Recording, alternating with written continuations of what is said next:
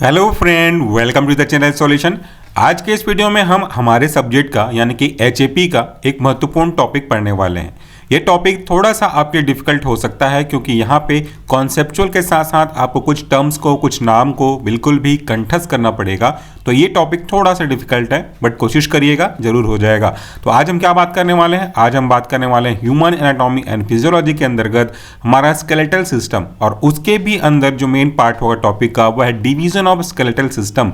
Division करने का क्या मतलब होता है? इसका मतलब होता है बंटवारा, कि आपके स्केलेटल सिस्टम को हम किन अलग अलग टाइप्स में, पार्ट में, फंक्शन के अकॉर्डिंगली या स्ट्रक्चर के अकॉर्डिंगली या किसी और पैरामीटर के हिसाब से डिवाइड कर सकते हैं, बांट सकते हैं, ताकि उनके काम को समझा जा सके और आसानी से एग्जाम के पॉइंट ऑफ व्यू से समझाया भी जा सके। तो चलिए शुरू करते हैं हमारा आज का topic, division of skeletal system, उनका बेसिक इंट्रोडक्शन। अगर हम डिवीजन की ओर से देखें कि हमारे स्केलेटल सिस्टम को किन अलग अलग तरीके से डिवाइड फिर सब डिवाइड किया जा सकता है, तो ये वाला जो टेबल है आपका, हायरार्की चार्ट भी बोल सकते हैं, वो आपकी काफ़ी मदद करेगा। तो इसी पैटर्न को फॉलो करने की कोशिश करिए। स्केलेटल सिस्टम को हम मुख्य रूप से दो तरीके से पहले क्लासिफाई कर सकते हैं। ये दो क्लासिफिकेशन का तरीका है एक्सियल स्केलेटन, दूसरा है आपका एपेंडिकुलर स्केलेटन। तो हमने इनको अलग अलग कलर भी दिया है समझने और याद रखने के हिसाब से भी। पहले देख लेते हैं हम एक्सियल स्केलेटन के और भी कौन कौन से सब क्लासेस होते हैं, सब डिवीजन होते हैं, फिर हम बात करेंगे एपेंडिकुलर का। एक्सियल के अंतर्गत पहला है आपका स्कल, दूसरा है आपका वर्टिब्रल कॉलम, तीसरा है आपका स्टर्नम और चौथा है आपका रिब्स। और इसके अंदर के और पार्ट भी अगर आप देखें तो स्कल के अंतर्गत हमारा क्रेनियम, फेशियल या कई बार इसे फेस भी कहते हैं, या आपका हायोइड बोन आता है। वर्टिब्रल कॉलम के अंतर्गत देखेंगे तो आपका cervical region, thoracic region, lumbar region, sacral region और कॉक्सिजियल रीजन आते हैं। ये रीजन बहुत महत्वपूर्ण है, यहीं से क्वेश्चन कई बार उठाए भी जाते हैं। उसके बाद दो हमारे बच गए स्टर्नम और रिब्स, इनके दो कोई और सब क्लासेस नहीं है। तो ये हो गया स्केलेटल सिस्टम के अंतर्गत का डिवीजन में एक्सियल स्केलेटन का। अब हम बात कर लेते हैं एपेंडिकुलर स्केलेटन के अंदर के क्लासिफिकेशन का। इनके दो सब क्लास हैं, पहला है आपका गर्डल्स, दूसरा है आपका लिम्स। इस गर्डल के भी और बाइफर्गेशन हैं जो इस तरीके से हैं। पहला है आपका पेक्टोरल या इसे हम शोल्डर गर्डल भी कहते हैं, दूसरा है आपका पेल्विक या इसे हम हिप गर्डल भी कहते हैं। इसके बाद जो हमारे लिम्स हैं इनका भी दो और सब क्लास में क्लासिफिकेशन किया गया है। यह है आपका फोर लिम्स, दूसरा है आपका हिंड लिम्स। कुछ बुक में इसे फ्रंटल और बैक साइड के रिस्पेक्ट में भी रिस्पेक्टिवली क्लासिफाई किया गया है। तो फोर लिम्स के अंदर क्या क्या आते हैं? आपका ह्यूमरस, जिसे हम अपर आर्म भी कहते हैं, दूसरे नाम जरूर याद रखिएगा, बहुत इंपॉर्टेंट होते हैं। उसके बाद दूसरा है आपका रेडियस एंड अल्ना, जिसे हम फोर आर्म कहते हैं। इसके बाद है आपका कार्पल्स, जिसे हम रिस्ट बोन कहते हैं, मेटाकार्पल्स और फेरेंजिस हैं। इसके बाद हिंड लिम्स के अंदर भी कुछ स्पेसिफिक डिवीजन है। यह है आपका फीमर, जिसे हम थाई बोन कहते हैं, क्योंकि हम बात कर रहे हैं हिंड का, तो डेफिनेटली वो नीचे की ओर आ जाएंगे। Tibia and fibula, tarsals in ankle के बारे में हम बात कर रहे हैं, मेटाटार्सल और फेलेंजियस के बारे में हम बात कर रहे हैं। यहाँ पे कुछ इमेज हमने यहाँ पे ऐड किए हैं ताकि आप उन चीज़ों को देख करके आपके क्लासिफिकेशन को थोड़ा सा और अच्छे से कॉन्सेप्ट को क्लियर कर सकें। पहले अगर हम बात करें एक्सियल स्केलेटन की और दूसरा है आपका एपेंडिकुलर स्केलेटन की, तो यहाँ पे इस वाले डायग्राम से, जो कि बहुत छोटा सा दिख रहा है लेकिन आपको शायद समझ में आ जाए, उससे हम क्लियर कर सकते हैं कि जो एक्सियल है वो एक्सिस को रिप्रेजेंट कर रहा है। तो इस दो स्ट्रक्चर में, जो एक सामने की तरफ से और एक पीछे की तरफ से, इसमें आप जो ओरिजिनल कलर में देख रहे हैं आपके स्कल, फिर आपके रिब्स और ये वाला हिस्सा, इस पूरे के एक्सिस को, मतलब यहां से लेकर के यहां तक को हम बोलते हैं एक्सियल स्केलेटल। अगर आप सामने से देखें तो इस तरीके से दिखाई देगा, पीछे से देखें तो ऐसा दिखाई देगा। मतलब मैं ये जो लाइन खींच रहा हूं, ये वाले हिस्से, ये यहाँ से ये हिस्से, ये आपके एक्सियल स्केलेटन को रिप्रेजेंट करते हैं। अब इसके अलावा जो हमारे पास स्लाइटली ब्लूइश कलर में रिप्रेजेंट किया गया है, ये जो कलर्ड आपको देख रहे हैं, ये हमारे एपेंडिकुलर सिस्टम को, एपेंडिकुलर स्केलेटल सिस्टम को रिप्रेजेंट करते हुए नजर आ रहे हैं। तो ये दो क्लासिफिकेशन के दो पॉइंट हमने एक्सप्लेन किए। फिर हम बात करते हैं वर्टिबल कॉलम का। तो ये जो डायग्राम आप देख रहे हैं, ये हमारा वर्टिबल कॉलम को रिप्रेजेंट कर रहा है। स्टर्नम की अगर हम बात करें तो वो यहाँ पे इसके बीच में ये वाला हिस्सा देख सकते हैं, ये आपको लोकेट करके हुआ दिखाई देगा। और रिब्स के बारे में बात करें तो ये हमारा रिब्स है जो हमारे चेस्ट को एक मजबूती, एक सुरक्षा, एक आवरण, एक ढांचा प्रोवाइड करता है। और उसके बीच में कुछ और पार्ट है बाइफर्केशन जो कंप्लीट आप देखना चाहें तो ये आपका जो ब्लू कलर में है वो रिब्स को रिप्रेजेंट कर रहा है, और जो येलोइश कलर में वो आपका कोस्टल कार्टिलेज को रिप्रेजेंट कर रहा है, और जो ग्रीनिश कलर में वो आपके स्टर्नम को रिप्रेजेंट कर रहा है, जो कि मैंने आपको यहाँ पे बताया था। और आप चाहें तो यहाँ से भी ये स्ट्रक्चर आप देख रहे हैं ये बिल्कुल उसी से समझ सकते हैं। बिल्कुल वैसा ही जैसे कि एक गोभी के अंदर उसका मेन पॉइंट होता है, अगर आप गोभी को काट के अलग करते होंगे तो आप देखते हैं उसका बेस होगा, तो उसी तरीके से हम समझ सकते हैं स्टर्नम के रिस्पेक्ट में। एक चीज़ मैं आपको और एक्सप्लेन कर दूं ताकि आपके कॉन्सेप्ट में थोड़ा सा इन्हांसमेंट हो सके। जब कभी भी आप कुछ अपना पार्सल मंगाते हो, ऑनलाइन ऑर्डर करते हो अमेजॉन, फ्लिपकार्ट या किसी भी साइट से, तो उसकी पैकेजिंग किस बात पर डिपेंड करती है? उसकी पैकेजिंग इस बात पर डिपेंड करती है कि उसके अंदर का जो पैकेज है, जो मटेरियल मंगाया है वो किस नेचर का है, फ्रेजाइल नेचर का है या फिर रफ एंड टफ है, उसके हिसाब से पैकेजिंग डिसाइड होती है। अगर आप बच्चों के डायपर मंगाते हैं तो वो ऐसे ही कवर में आ जाएंगे, लेकिन अगर आप कोई कांच की चीज़ें मंगाते हैं तो उसके अंदर गत्ता होगा, गत्ते के अंदर फोम होंगे, या फिर आपके कोई जो शॉक एब्जॉर्बर होंगे, बबल्स होंगे, वो भरे हुए होंगे। क्यों? क्योंकि उसके अंदर का जो कंटेंट है वो इक्वली इंपॉर्टेंट है और उसको प्रोटेक्ट करना बहुत ही आवश्यक है। वैसे ही जो हमारा पूरा स्केलेटल सिस्टम है उसके कई सारे जो डिवीजन आप देख रहे हैं, देखेंगे, वो उस बात पे डिपेंड करते हैं कि उसके अंदर जो सामान रखा गया है, मतलब हमारा ऑर्गन रखे गए हैं, वो कितने इंपॉर्टेंट है, उसको प्रोटेक्ट करना सबसे प्राइम इंपॉर्टेंस है। इसीलिए हमारा डिवीजन बनता है स्केलेटल सिस्टम के रेस्पेक्ट में। ये तो हमने डायग्राम में देखा आपके एक्सियल सिस्टम का। एपेंडिकुलर स्केलेटन के अंदर कुछ डायग्राम हम यहाँ भी देख लेते हैं। जैसे हम बात करते हैं पहला आपका गर्डल का, तो दो गर्डल हैं, पेक्टोरल या शोल्डर गर्डल, या दूसरा है पेल्विक गर्डल, हिप गर्डल जिसको हम लोग बोलते हैं। एक प्रकार से बोल लीजिए गर्डल मतलब करधनी, करधनी मतलब कमर में जो एक हम बेल्ट बांधते हैं। पहले के लोग चांदी के ऑर्नामेंटल्स वहाँ पे लगाया करते थे, करधनी। बेल्ट को भी समझा जा सकता है रफ में समझने के लिए, लेकिन एक्चुअल मीनिंग उसका करधनी है, उस शेप के आकार से, कुछ इस तरीके से जो मैं बना रहा हूँ उसके हिसाब से। तो इसके हिसाब से दो हमारे गर्डल हैं। ये देखिए pectoral girdle, shoulder girdle, shoulder के पास जो गर्डल है ये देखिए, अगर आप आगे भी देखेंगे तो आपको नजर आ जाएगा कि एक करधनी जैसा गोल स्ट्रक्चर यहाँ पे बना हुआ है। तो ये हमारा शोल्डर के पास पाया जाने वाला गर्डल, तो ये शोल्डर गर्डल, पेक्टोरल गर्डल कहलाता है। दूसरा हमारे हिप के पास में गर्डल पाया जाता है, जो कुछ इस तरीके से देख सकते हैं आप, ये पूरा गोलाकार बना हुआ दिख रहा है, तो ये हमारा पेल्विक गर्डल या हिप गर्डल है। उसके बाद हम बात करते थे लिम्ब की, तो यहाँ पे भी देखिए फोर लिम्ब और हिंड लिम्ब, यानी कि अपर लिम्ब और लोअर लिम्ब। यहाँ पे देखिए अपर की अगर हम बात करते हैं तो आर्म के लिम्ब, ये वाले डायग्राम आप देख रहे हैं, ये अपर लिम्ब या फोर लिम्ब को रिप्रेजेंट कर रहे हैं, जबकि हिंड लिम्ब, लोअर लिम्ब आपके इस फीमर और जो बाकी पार्ट है हमारे tibia, fibula, lower side leg के, इनको रिप्रेजेंट करते हुए नजर आ रहे हैं। तो डायग्राम से अगर हम टैली करके पढ़ेंगे तो आपको बहुत ज़्यादा मदद हो जाएगी समझने में। चलिए आगे बढ़ते हैं, देखते हैं कि आगे हम और क्या क्या पढ़ने वाले हैं। अब हम एक्सियल स्केलेटन को एक एक करके पकड़ लेते हैं और उसके अंदर जो हमने क्लासिफिकेशन देखा था उसमें से एक एक को भी देखना शुरू करते हैं। तो पहले हम बात करेंगे स्कल का, क्या क्या बात करेंगे, इसके पार्ट्स के बारे में बात करेंगे, उससे कुछ इंपॉर्टेंट स्पेसिफिकेशन के बारे में बात करेंगे और उनका थोड़ा सा डिस्क्रिप्शन भी देखेंगे। स्कल को और दो पार्ट में डिवाइड किया गया है, क्रेनियम जिसको हम क्रेनियल बोन भी बोलते हैं, दूसरा फेशियल जिसे हम फेस बोन भी बोलते हैं। तो नाम अलग अलग हो सकते हैं, आपको दोनों नाम अगर और अधिक नाम कहीं पे मिलते हैं फ्यूचर में तो उनको भी साथ में याद रखना आवश्यक है। जहाँ पे नाम अधिक होते हैं, टिप्स बता रहा हूँ, तो उसके दूसरे या तीसरे नाम से सवाल पूछने के चांसेस बढ़ जाते हैं। चलिए हम पहले बात कर लेते हैं क्रेनियल बोन की। स्पेसिफिकेशन है यहाँ पे समझना थोड़ा सा कम और याद करना ज़्यादा जरूरी है, क्योंकि यहाँ पे नंबर्स हैं। देखिए क्रेनियल बोन्स के बारे में बात करें तो देयर आर 8 क्रेनियल बोन। संख्या समझ में आ जाए इसका विशेष ध्यान रखिएगा, यही एमसीक्यूज बनेगा। यहाँ पे कितने हैं? 8 क्रेनियल बोन्स हैं that enclose and protect the brain. जैसा मैंने कहा कि जो हमारे स्केलेटल सिस्टम का बाइफर्केशन है उसकी खास बात ये रखी गई है कि वो अपने मेन पार्ट को प्रोटेक्ट करके रखें। भैया जैसा एक नारियल देखते हो, नारियल के अंदर की जो मेन पानी या गिरी होते हैं उसको प्रोटेक्ट करने के लिए कितने लेयर के ऊपर लेयर होते हैं, वो बचा के रखता है। बिल्कुल वैसा ही हमारा ब्रेन को बचाने के लिए ये जो क्रेनियल नर्व है वो आपस में इनक्लोज हो जाते हैं और ब्रेन को प्रोटेक्ट करते हैं।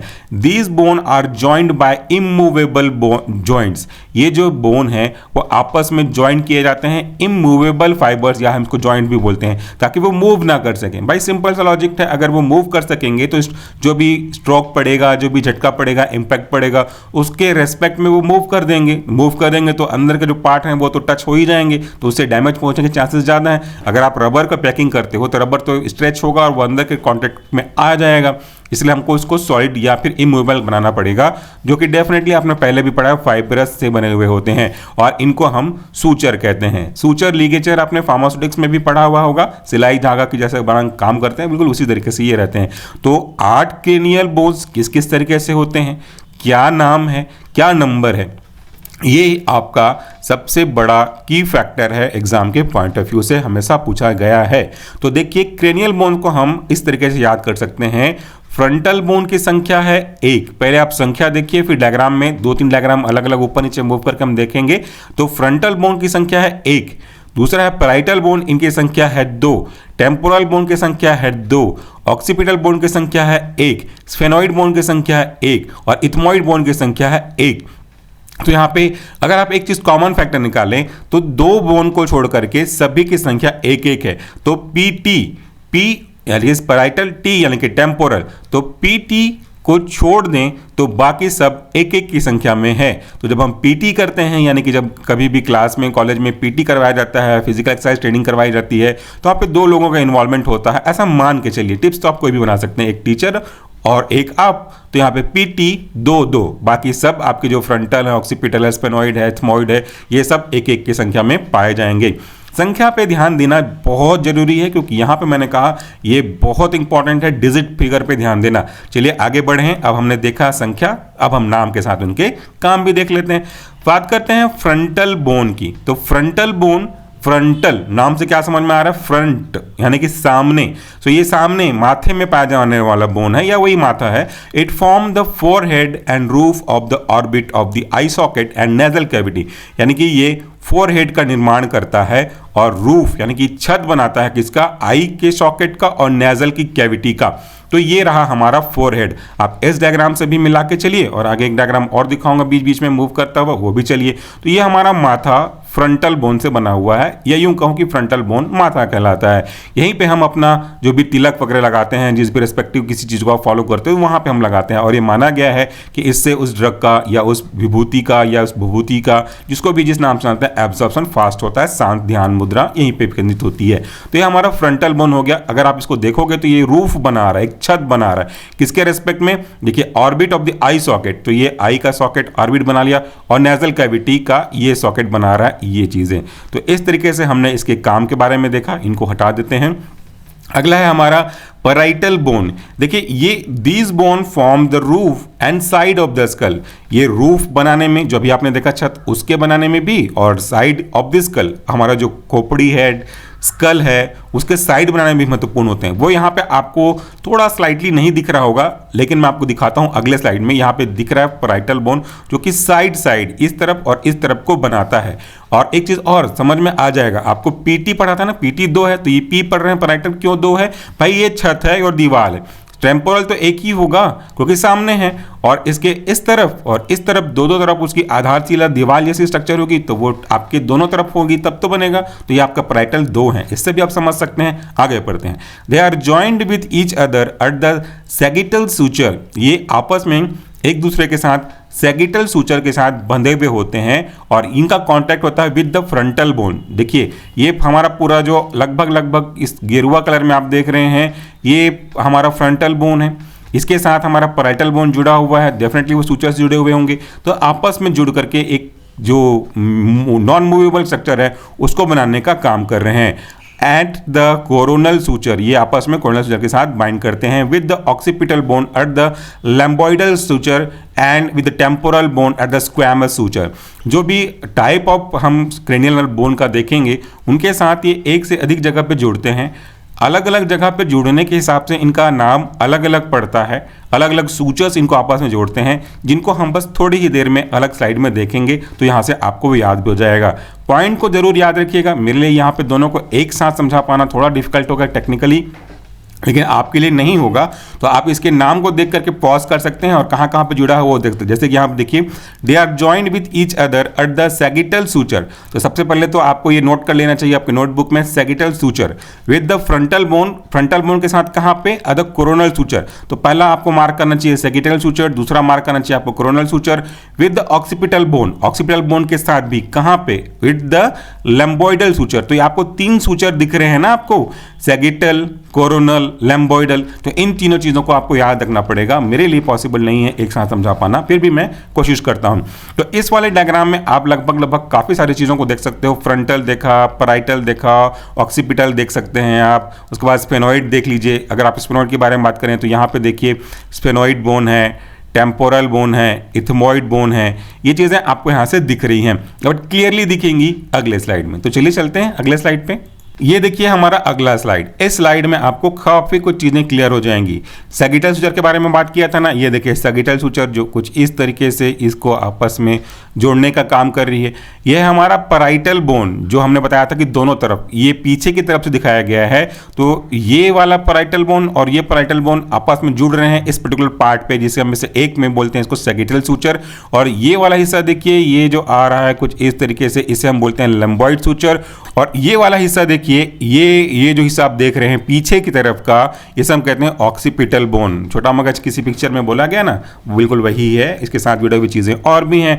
तो अलग अलग पार्ट है। ये हमारा पैराइटल फोरामेन है। और इसके बाद ये अगर आप देखेंगे तो सुप्रीम नेकल लाइन है, सुपीरियर न्यूट्रल लाइन है, एक्सटर्नल ऑक्सीपिटर। ये सब चीज़ें आपको यहाँ इस डायग्राम से क्लियर होती हुई नजर आ रही हैं।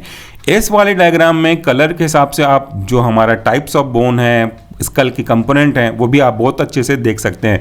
आपको 3D मिल जाए तो बहुत ही अच्छी बात होगी। कोशिश करेंगे अगले स्लाइड में हम 3D की कोई इमेज अरेंज कर सकें। यहाँ पे देखिए येलोइश पार्ट को फ्रंटल बोन दिया गया है नाम, ये सामने में है। इसके बाद जो साइड में दो हैं वह आपका पैराइटल बोन है। उसके बाद अगला जो हमारा इस तरह के पिंकिश कलर को रिप्रेजेंट कर रहा है, ये स्फेनॉइड बोन है। कान के ऊपर वाला जो हिस्सा है वो आपका टेम्पोरल बोन है। और आपके पीछे जब जो हिस्सा है वो आपका ऑक्सीपिटल बोन है, जिसको मैंने आपको यहाँ से दिखाया था। ये हमारा ऑक्सीपिटल बोन है। और आइस की कैविटी के पास जो है हमारा वो इथमॉइड बोन है। तो इस सबकी संख्या कितनी होगी? फ्रंटल का कितना था बताया था, रिवाइज कर लेते हैं। एक पीटी पढ़ा था, पीटी में बताया था इसकी 2 और टी का भी 2 था। तो 2 स्फेनॉइड, 1 ऑक्सीपिटल, 1 इथमॉइड, 1। तो इस तरीके से हम नाम को उनके टिप्स के साथ संख्या के हिसाब से याद कर सकते हैं, जो कि आपके मल्टीपल चॉइस क्वेश्चन के लिए काफ़ी ज़्यादा इंपॉर्टेंट होगा। चलिए चलते हैं अगले स्लाइड पे। इस स्लाइड में भी हम उसी के बारे में बात करने वाले हैं। जो आपका स्कल है उसके डिवीजन है उसके बारे में, ये 2 पार्ट में डिवाइड किया गया था। तो अगला जो हमारा बोन है वह है हमारा टेम्पोरल बोन। टेम्पोरल बोन कहाँ पे है वो आप इस डायग्राम से भी देख सकते हैं। ये जो कलर सबसे अलग दिख रहा है, अपने आप को डिफ्रेंशिएट कर रहा है, वो है हमारा टेम्पोरल बोन। अगर आप चाहें तो पहले के स्लाइड में भी आके देख सकते हैं। देखिए यहाँ पे टेम्पोरल बोन हमारा कहाँ पे है, ये वाला हिस्सा है जो येलोइश कलर में है, ये दिस वन, ये हमारा टेम्पोरल बोन है। और यहाँ पे भी उसी चीज को आप मार्क करके भी देख सकते हैं। तो these bone lie one on each side of the head and form fibrous immovable joint with parietal, occipital, sphenoid and zygomatic bones। देखिए सिंपल सा कहना है, दिस बोन लाइज, ये जो बोन है वो एक तरफ, अगर साइड के बारे में बात करें तो each side of the head and form a fibrous immovable joint. ये जो बोन है वो आपके बोन के दूसरे जो स्कल है उसके अलग अलग किनारे में अलग अलग बोन्स जुड़ करके एक इमूवेबल जॉइंट बनाता है। किसके साथ? पैराइटल के साथ जुड़ेगा, उसके साथ ऑक्सीपिटल के साथ जुड़ेगा, स्फेनॉइड के साथ जुड़ेगा और ज़िगमोटिक बोन के साथ जुड़ेगा। Each temporal bone enclose and year and bears a fossa for articulation with the lower jaw और मैंडिबल। ये आगे जा करके आपके फोसा और मैंडिबल के साथ जुड़ता है ताकि इसको कश करने में जो एक मूवमेंट होता है उसमें ये फैसिलिटेट करने का काम करता है। The temporal bone are irregular in shape, इनका जो शेप है इरेगुलर है। आप डायग्राम से भी देख सकते हैं कि ये कैसे कैसे इस तरफ से इस तरफ मुड़ के गए हैं। इरेगुलर शेप, सीधा सा कहा जाए तो कोई फिक्स पैटर्न नहीं है, इरेगुलर शेप में है। With each bone consisting of the following 3 part. यहाँ पे ये बेसिकली 3 पार्ट से कंसिस्ट होते हैं। पहला है आपका स्क्वैमस, दूसरा है आपका पेट्रोस, तीसरा है आपका मैस्टोइड। तो ये चीजें हम आगे के पार्ट में भी समझेंगे और यहाँ पे बस उसका ब्रीफिंग कर लेते हैं। पहला पार्ट हमारा स्क्वैमस, इसके कुछ स्पेसिफिक पॉइंट क्या कहते हैं? It is the largest and most superior of the 3 part. ये आपके मल्टीपल चॉइस क्वेश्चन में पूछ सकता है या फिर यस नो क्वेश्चन में पूछ सकते हैं या तो फिर 1 लाइन ऑब्जेक्टिव क्वेश्चन में भी पूछ सकते हैं। स्क्वैमस क्या है? 3 पार्ट है हमारे पास, स्क्वैमस, पेट्रोस और मैस्टोइड। इनमें से ये सबसे बड़ा पार्ट हो जाता है। इट इज थिन, ये पतला है, फैन के शेप में होता है। ये भी एक महत्वपूर्ण पॉइंट है कि किस शेप में होता है। अगर आप इसका इंडिविजुअल डायग्राम देखेंगे गूगल सर्च करके तो आपको दिखेगा, समझ में भी आएगा कि वो फैन शेप में होते हैं, that articulate with the parietal bone, जो कि पैराइटल बोन के साथ सामंजस्य बना करके चलते रहते हैं। दूसरा है आपका पेट्रस, it form part of the base of the school, ये बेस ऑफ द स्कल को बेस बनाता है, आधार बनाने का काम करता है, और इसके में एक organ of hearing and balance करने का काम होता है। आप एक चीज़ और जान लीजिए, हालांकि हम पढ़ रहे हैं बोन के बारे में, बट एक चीज़ें और भी हैं जो हमारे कान से संबंधित है। कान का जो काम है वो हियरिंग करने का साथ साथ बॉडी को बैलेंस बनाने का भी काम करता है, जिसके अंदर का एक फैसिलिटी होती है कि वो आप वेस्टिबुलर न्यूराइटिस बोलते हैं, जिसमें वेस्टिबुलर पार्ट बैलेंस बनाने का काम करता है, न्यूराइटिस उसके इन्फ्लेमेशन को दिखाता है। तो जब कभी भी इस वेस्टिबुलर पार्ट का इन्फ्लेमेशन होता है तो बैलेंस बॉडी नहीं बना पाती, स्पिनिंग एक्टिविटी होने लगती है। इसके बाद अगला है आपका मैस्टॉइड। ये मैस्टॉइड है, it is located behind the external auditory passage और द ईयर कैनाल। ये बाहरी पार्ट में ईयर कैनाल के पाया जाता है। It contains the mastoid process that provide attachment to several neck muscle and assist in movable neck muscle, और ये आपके नेक मसल के साथ मूव करने में सपोर्ट करता है, उसको चबाने में, मूव कराने में, इधर उधर घूमने में काफ़ी मदद करता है। चलिए चलते हैं अगले स्लाइड पे। इसके बाद हमारा नेक्स्ट बोन है ऑक्सीपिटल बोन। यहाँ पे सारे चीज़ें कॉन्सेप्चुअल के साथ साथ थोड़े से मेमोराइज करने की होंगी, तो थोड़ा सा रिक्वेस्ट करूंगा कि चीज़ों का आप थोड़ा सा याद करते हुए चले। Occipital bone form the back of the head, ये हमारे सर के पीछे का, जिसको हम लोग कुछ भाषा में चेथी बोलते हैं, छोटा मगज की कई बार बोला जाता है, बहुत सॉफ्ट होते हैं, बहुत डेडिकेटेड होते हैं, और ये उसी स्कल के बेस के लिए हुआ होता है। It joints the parietal bone superiorly at the lambdoid suture, ये पैराइटल बोन को लैम्बॉइड सूचर के साथ जॉइंट करने का काम करता है। ये ऊपर भी आपने देखा था लैम्बॉइड सूचर, अगर हम ऊपर जाके देखें तो देखिए यहाँ पे लैम्बॉइड सूचर को दिख रहा है, ये वाला डायग्राम, इससे ये जोड़ने का काम करता है। तो आप एक साथ दोनों को टैली करते हुए चलेंगे तो थोड़ा समझने में आपको बहुत आसानी हो जाएगी। The interior portion of the head has large opening, जो इसका इंटीरियर पोर्शन है उसके पास एक लार्ज ओपनिंग होती है, जिसे हम कहते हैं foramen magnum, through which the spinal cord आके कनेक्ट होता है, और ये स्पाइनल कॉर्ड आगे कहाँ जाके कनेक्ट होता है, ब्रेन के साथ। तो स्पाइनल कॉर्ड और आपका ब्रेन ये दोनों जुड़ जाएं, ये रहा आपका ब्रेन और ये रहा आपका स्पाइनल कॉर्ड, तो ये हिस्सा जोड़ने का काम करता है। दोनों को आगे जाके पढ़ेंगे हम, तो पढ़ेंगे कि सेंट्रल नर्वस सिस्टम का एक महत्वपूर्ण पार्ट है। On each lower side of the occipital bone, जो ऑक्सीपिटल बोन है उसके ईच नीचे साइड में देर आर आर्टिकुलर कॉन्डाइल, जो एक प्रकार से बोला जाए तो ये क्या होते हैं, कॉन्डेलाइल्स, ये होते हैं आर्टिकुलर, जो विच एक बोन को प्रोमिनेंस कराने का काम करते हैं, सपोर्ट देने का काम करते हैं। That forms condylar joints with the first bone of the vertebral column, first bone of vertebral column, जिसका काम क्या है, this joint allow the movement of head, जो कि हमारे हेड को, सिर को मूव करने में मदद करता है। These are just simply points which you have to remember this point, not conceptual. You have to remember this point, not a conceptual basically. इसके बाद अगला है हमारा स्फेनॉइड बोन, जिसके बारे में भी हमने आपको दिखाया था डायग्राम के साथ। तो sphenoid bone occupies the middle of the base of the school, ये जो बोन है वो हमारे पूरे खोपड़ी का, स्कल का मिडिल पार्ट कंटेन करते हैं। ये एक्ट करता है एज एंकर का, मतलब जैसे एक प्रकार से नाव में एंकर होता है हुक प्रोवाइड करने के लिए, तो this act as a anchor binding all the cranial bone together, जितने भी क्रोनियल बोन होते हैं सबको आपस में बाइंड करने का, जोड़ने का, पकड़ के हुक बना के रखने का काम करता है। This is very very important point regarding sphenoid bone. The shape of sphenoid bone resemble bat with wings, इसका जो शेप है, अगर आप देखोगे इसका जो शेप है वो एक बैट यानी कि चमगादड़ विद विंग्स यानी कि पंख, तो चमगादड़ जो अपना पंख फैलाया हुआ है उसी की तरह दिखता है।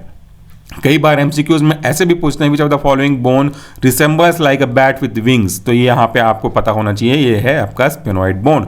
Of that particular bone, the body of the bone contains sphenoid sinus that open into nasal cavity, जो कि आपके nasal cavity में आकर के खुलती है। ये कुछ इसके स्पेसिफिक पॉइंट हो गए।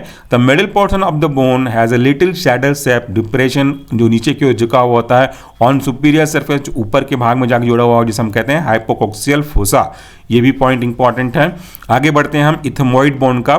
इथमोइड बोन के केस में कुछ बेसिक ही पॉइंट है, यहाँ पे ज़्यादा इन डिटेल जानकारी अभी हम नहीं पढ़ेंगे, आगे आने वाले टॉपिक्स में इसका हम देखेंगे। वो है it is the lightest of the cranial bones, सबसे हल्का होता है, ये भी थोड़ा इंपॉर्टेंट हो सकता है। It is the lightest of the cranial bone. जितने भी क्रेनियल बोन होते हैं उनका वेट के हिसाब से अगर आप देखोगे तो सबसे हल्का इथमॉइड बोन होता है। और ये इथमॉइड बोन हमने देखा ऊपर डायग्राम में, अगर चाहो तो आप फिर से देख सकते हो। यहाँ भी देख लीजिए इथमॉइड बोन नीचे साइड के आंख पे जा रहा है। अगर आप देखेंगे नीचे साइड तो ये नीचे साइड, ये ऊपर की ओर इस तरफ से जा रहा है। तो ये सबसे हल्का होता है अपने वजन के रेस्पेक्ट में, और ये ऑक्यूपाइज करता है anterior part of the base of the skull को। ये एंटीरियर पार्ट अंदरूनी पार्ट में स्कल के लोकेटेड होता है। It helps to form the orbital cavity, nasal septum, नाक में जो एक सेप्टम होता है बंटवारा करने का उसका, and lateral wall of the nasal cavity, पीछे का जो दीवार बनता है उसको बनाने में ये हमारा इथमॉइड बोन काम करता है। On each side of the ethmoid bone, ethmoid bone के दोनों side there are two projection, यहाँ पे दो प्रोजेक्शन, एक निकले हुए हिस्से होते हैं। कहाँ पे? नेजल कैविटी में। Superior conchae and middle conchae, they contain main air sinus with opening into nasal cavity, जो एक मेन हवा का पैसेज के लिए पार्ट बने होते हैं और वो हमारे नेजल कैविटी में ओपन होते हैं। तो आज के इस वीडियो के टॉपिक में यूं तो दो चीज़ें इंक्लूडेड थी, कॉन्सेप्चुअल और थोड़े से जो पॉइंट आपको रिमेंबर करने हैं वो। कॉन्सेप्चुअल ये है कि कौन कौन से पार्ट के कौन कौन से आधारभूत संरचना होती है, उनका क्या फंक्शन होता है, और आपको जो चीज़ें याद करनी है वो डेफिनेटली उनके फंक्शन, हालांकि फंक्शन भी समझ में आता है जब हम उनके स्ट्रक्चर के बारे में देखते हैं, लोकेशन के बारे में देखते हैं तो, लेकिन उनकी जो संख्या है वह आपको बिल्कुल भी याद होनी चाहिए। उम्मीद करता हूँ कि ये टफ टॉपिक थोड़ा सा ईजी लगा हुआ होगा, हालांकि आने वाले पार्ट्स में इसको और अच्छे से देखने की कोशिश करेंगे। आज के वीडियो के लिए इतना ही। Thank you so much for this video. नमस्कार, टेक केयर।